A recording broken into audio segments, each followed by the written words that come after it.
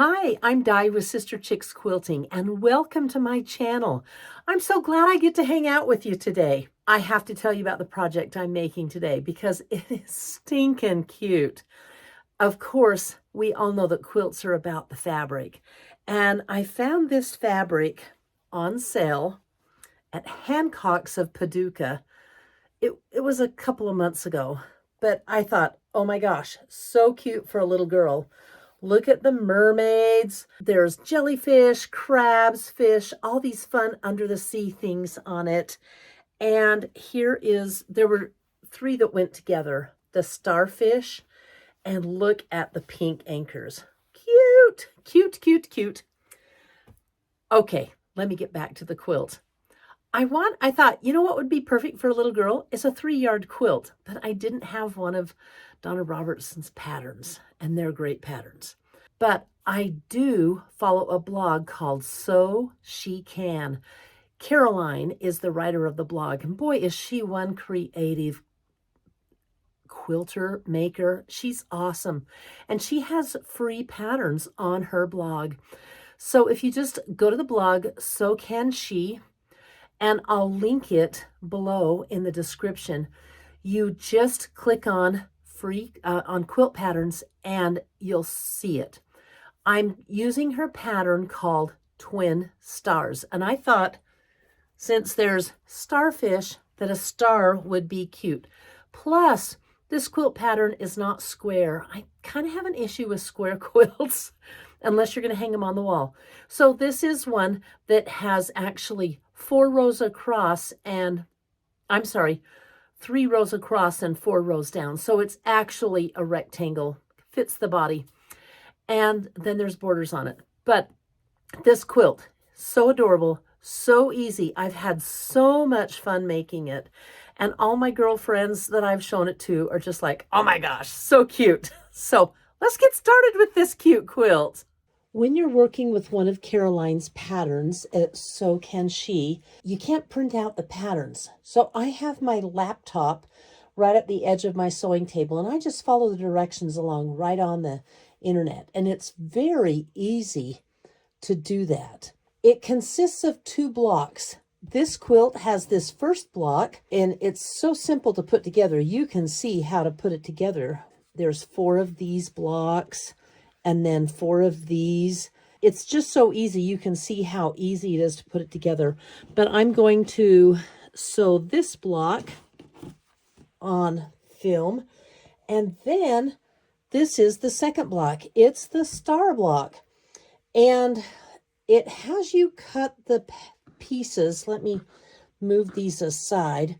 It has you cut the pieces so you sew them together like this.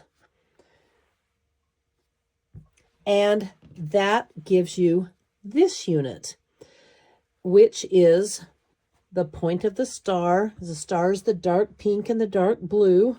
The only thing you have to make sure of, if you're using a directional fabric, is always watch what you're doing with your directional fabric.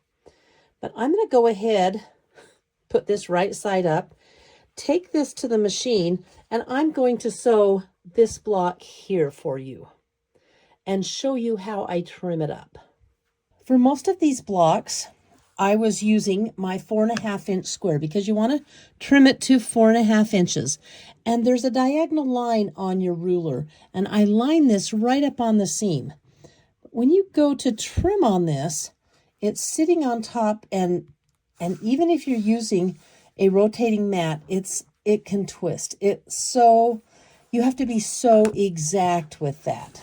Well, you're never going to guess what happened. I have a friend who goes to my same church, and Sunday she comes up to me and said, you know what? I was watching your video on your Christmas tree skirt, and I realized I had an extra lock block ruler, so I'm giving it to you. And I'm like, are you kidding me? But if you haven't used a lock block ruler, this is my first, and I definitely am going to have more of these in my future. It locks into that seam so it doesn't turn. And it makes it so easy to square up your blocks if you're using a lock block ruler. Look at this. It's just simple dimple. And there you have it. A perfectly trimmed 4.5-inch square. How did Lynette know I was working on a 4.5-inch block? She didn't. But I was so excited. I couldn't wait to share this lock block ruler with you. If you if you have a quilt that has a ton of blocks that you need to square up, this is definitely the way to go.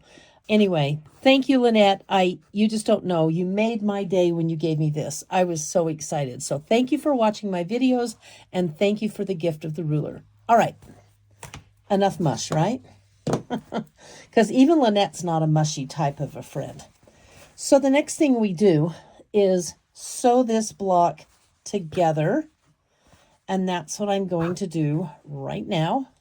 Where's my other piece?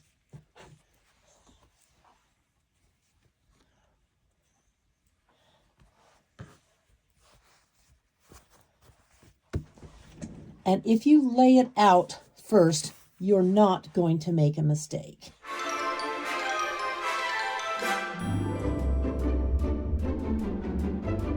How many of you noticed that I had that block laid out wrong? I did. So just so you know, I have the unpicking skill necessary to be a quilter. I'm going to do this right in front of your eyes.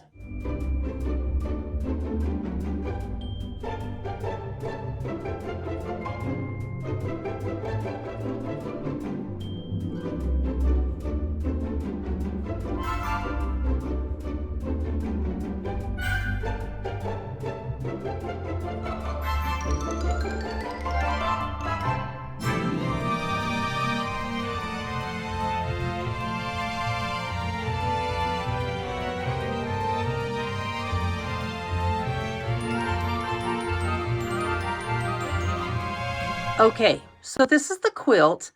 The 3 bottom blocks are not sewn together or sewn on the 9 top blocks. Now you know what I mean when I said, oh my gosh, it's stinking cute. And then the pattern also has 2 borders. It's going to have a thinner dark pink border and a wider blue border. Let me get those borders done. When I make my borders, I do the math to find out how many strips I'm going to need. And then I sew them together on the bias like I do when I make a binding. So I will take my border, my big long border strip, to the pressing table. Let me get this up here where you can see it. I'll take my big long border strip to the pressing table and press it like I would a binding, but I'm not going to fold it. I'm just going to go along and press it, getting the fold lines out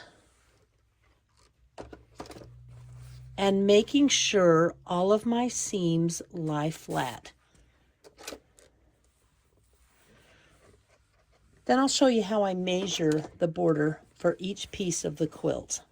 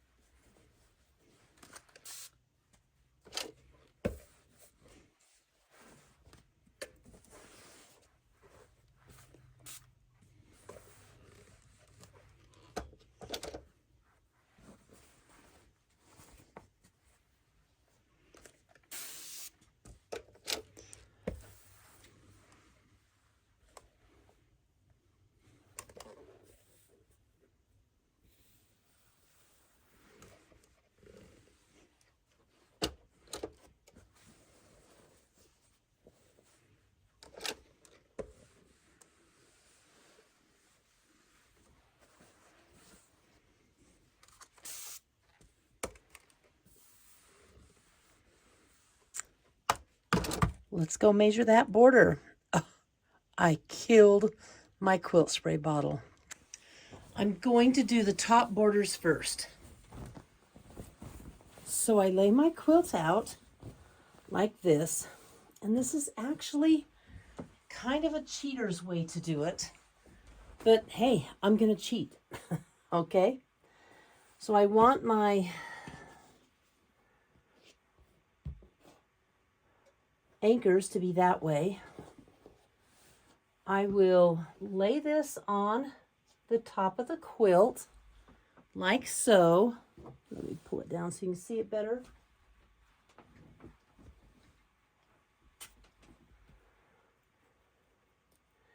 And I am just going to pin it on, laying it flat.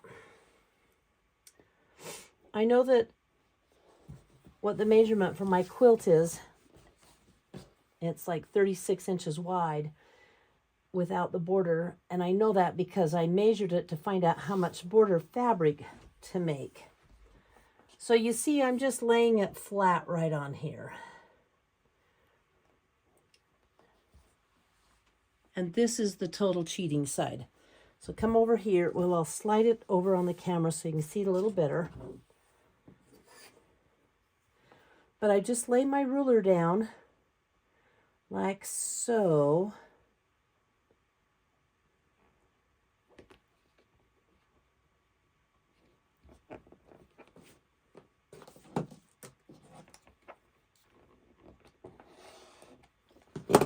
And cut the exact size that I need.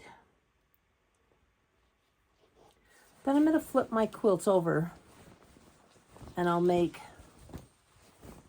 the other border.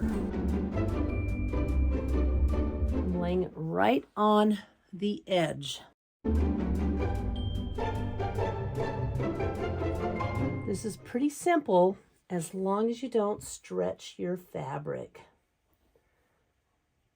And it's a great use of fabric because you don't have as many scraps. So let's see, I'll pull it down just a smidge so I can see where my end is. Line up my ruler. And there I have it. Then I'll sew these two borders on and come back and put the sides on.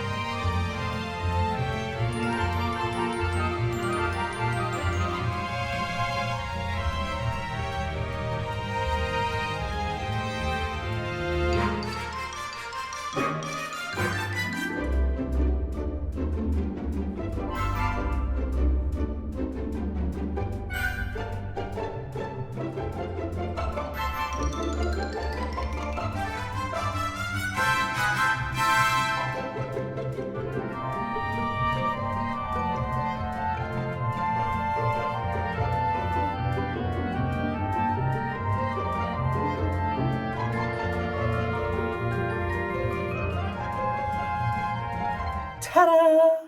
You know what? This is so cute. I'm going to do it again. Ta-da! Oh, I love this quilt. I can't wait to give it to my little tiny 4-year-old friend. She's going to go bonkers for it. Let me go over a few takeaways with you on making this quilt. First off, it was very easy piecing. I would say beginner. However, do pay attention to those 1/4 inch seams because you've got points in this quilt. Let me tell you a secret.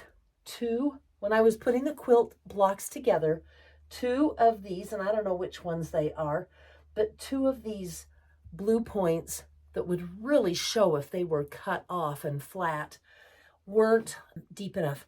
The fix for that's so easy. You just make the seam between the light piece and the dark piece a little bit deeper. You can go a scant or whatever, just depending on how it works out. And the quilt turned out beautifully. Now, I'm not perfect. You guys know that, right? There's about 5 of the pinks points that aren't pointy or that are maybe tucked in a seam a little bit. But you know what? It is never going to show on this fabric. I challenge you to try and find it. Let me talk to you about directional fabric. I have a directional fabric in the border.